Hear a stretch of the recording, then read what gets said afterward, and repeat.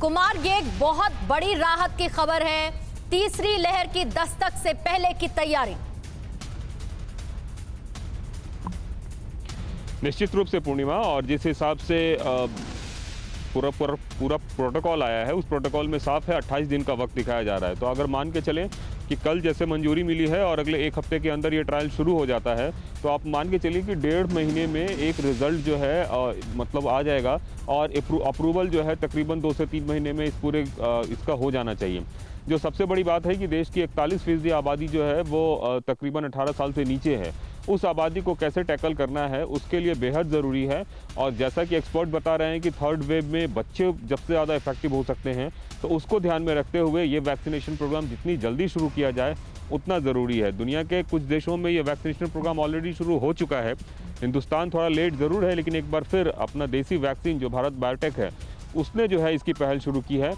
और वो पहल के हिसाब से अगले जो हमारी एम्स में बात हुई है, जहाँ पे मैंने भी अपना ट्रायल करवाया था, तो एम्स के लोगों ने बताया कि अगले एक हफ्ते में ये प्रोटोकॉल आ जाएगा और एक हफ्ते के अंदर हम लोग जो है इस बच्चों का वैक्सीनेशन प्रोग्राम शुरू कर रहे हैं ट्रायल बेसिस पे। उसके बाद फिर आधारित होगा। और ये भी बताया जा रहा है कि इसमें प्लेसिबो नहीं होगा, सीधे जो है बच्चों को इंजेक्शन दिया जाएगा।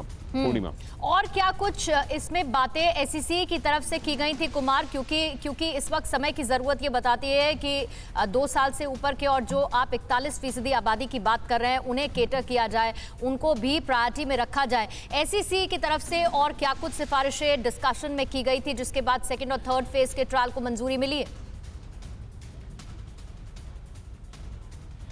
देखिए, सबसे बड़ी बात है कि इन्होंने नंबर ऑफ वॉलंटियर्स बहुत लिमिटेड किया है। मतलब कि जैसे कि अगर हम 18 साल से ऊपर के लोगों की बात करें तो उसमें तकरीबन 25,000 थर्ड फेज में जो है वॉलंटियर्स थे।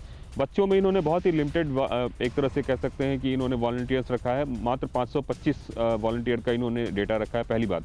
दूसरी बात कि ये लोग मान के चल रहे हैं कि चूंकि 18 साल से ऊपर में वैक्सीन बहुत कारगर है, 18 साल के नीचे भी कारगर होगा, ऐसा एक मतलब अनुमान है। लेकिन उसके लिए ट्रायल ज़रूरी है। लैब टेस्टिंग के जो परिणाम है वो काफ़ी अच्छे आए हैं, और उसी परिणाम को ध्यान में रखते हुए अब ये लोग जो है क्लिनिकल ट्रायल में, जिसमें ह्यूमन ट्रायल में बच्चों को शामिल किया जा रहा है। और बताया जा रहा है कि सब कुछ ठीक ठाक रहा तो अगले 1.5 महीने में तकरीबन ये इनके रिजल्ट भी आने शुरू हो जाएंगे। क्योंकि जो पहली डोज है, अगर हफ्ते से 10 दिन के अंदर पहली डोज बच्चे को लगा दी जाती है, तो दूसरी डोज उसके 28 दिन बाद लगेगी। तो 28 दिन के अंदर कम से कम इफेकेसी इतना तो पता चल जाएगा। जैसे कि कोवैक्सीन की पहली डोज में तकरीबन 30% की इफेकेसी आती है, मतलब 30% इफेक्टिवनेस आती है, और दूसरी डोज लगने के बाद 80% तक। तो पहली डोज की इफेकेसी का ही जो है तकरीबन 1 महीने के अंदर परिणाम आ जाएगा। बहुत ज्यादा जरूरी हो जाएगा, क्योंकि सुप्रीम कोर्ट ने भी इस बात को लेकर सवाल किया था कि तीसरी लहर आती है तो बच्चों का क्या होगा, उनके परिजनों को क्या करना होगा। इसे लेकर चिंता भी जाहिर की थी, इलाज किस तरीके से होगा।